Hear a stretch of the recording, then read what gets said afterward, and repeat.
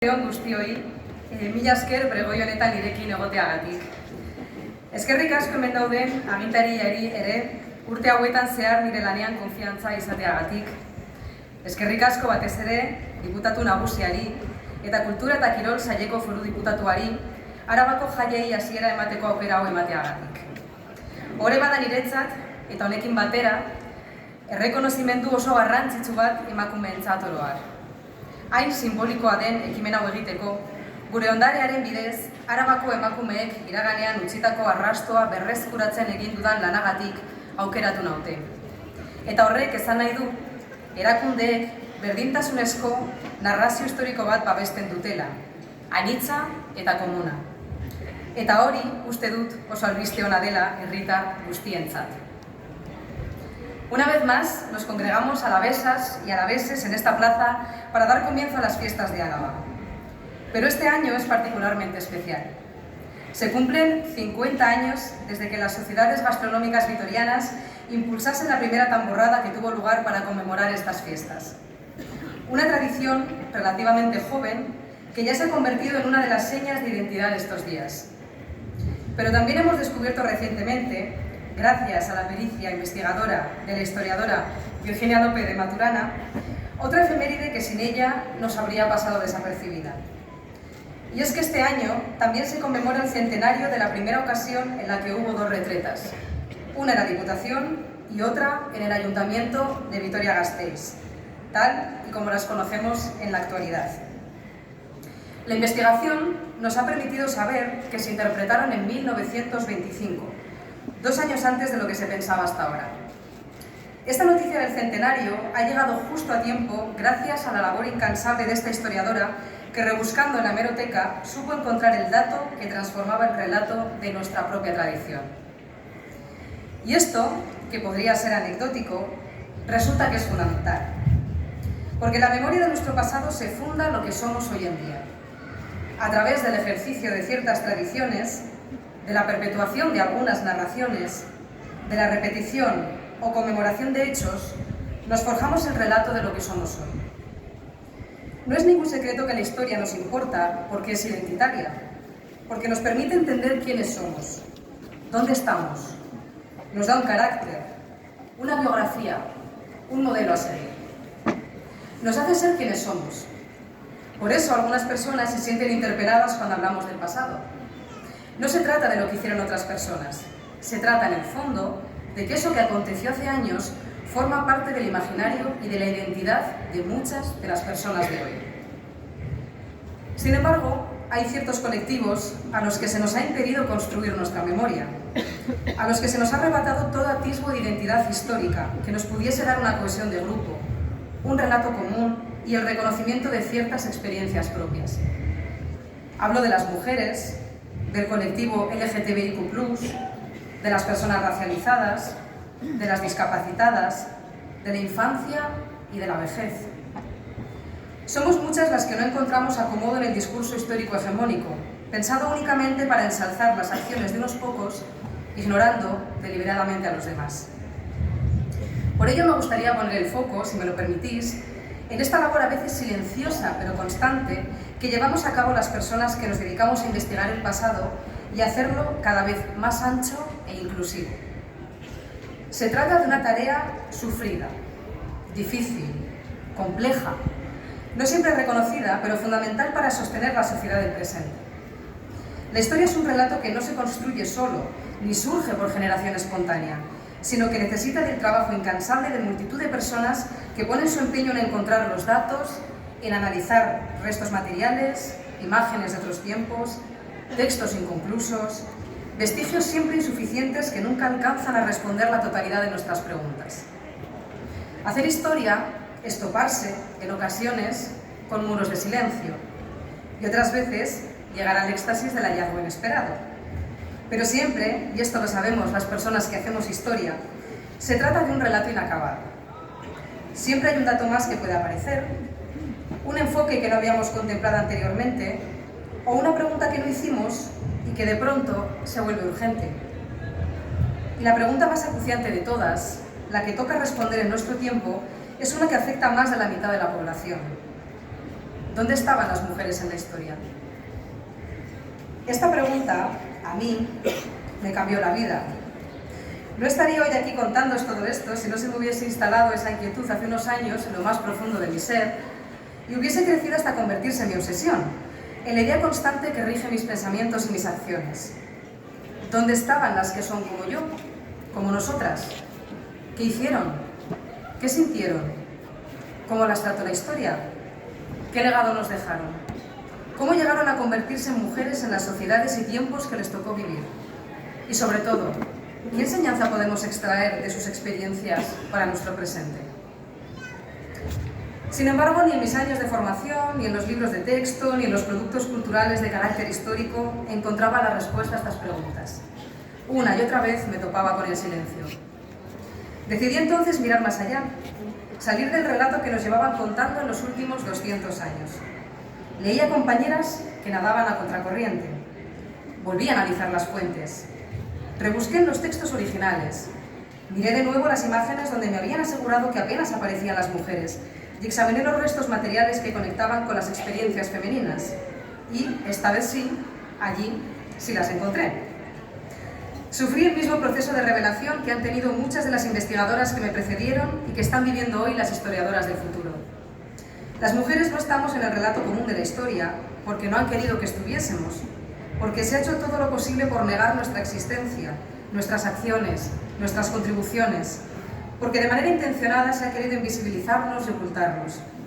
Sin embargo, la realidad es tozuda. Ahí estuvimos. Solo hay que volver a mirar para encontrarnos. Desde que constaté esta realidad y la vi con mis propios ojos, devolver a las mujeres su hueco en la historia ha sido mi motor como investigadora.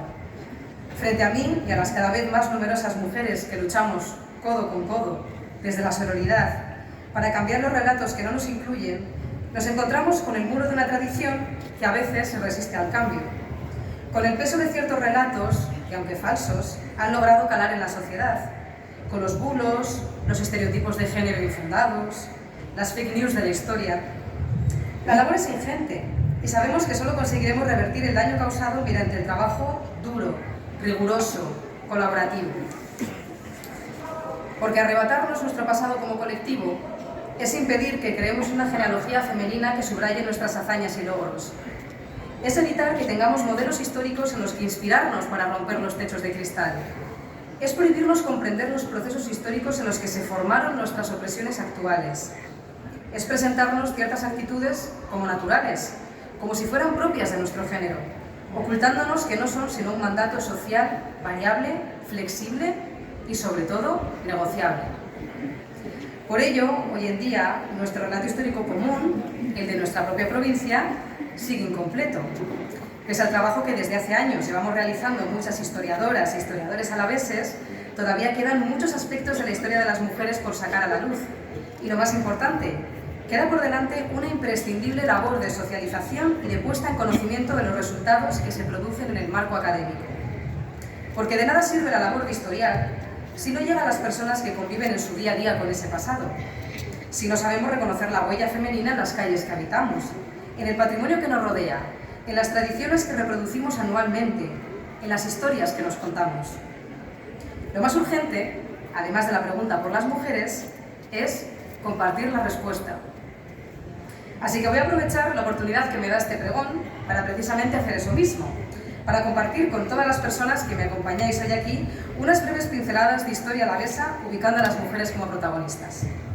La ocasión es propicia, porque las fiestas de Álava me permiten poner el foco en dos de los lugares más emblemáticos de nuestra provincia, entre los que pivotan las celebraciones de estos días, las basílicas de Estíbaliz y Armentia.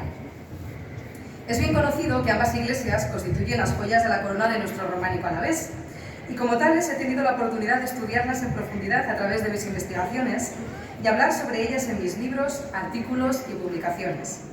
En ambas, por supuesto, encontramos la huella femenina. En el caso de Estíbaliz, la documentación conservada nos informa de que fueron dos mujeres, Toda y María López, madre e hija de la Casa Haro, las encargadas de crear este edificio.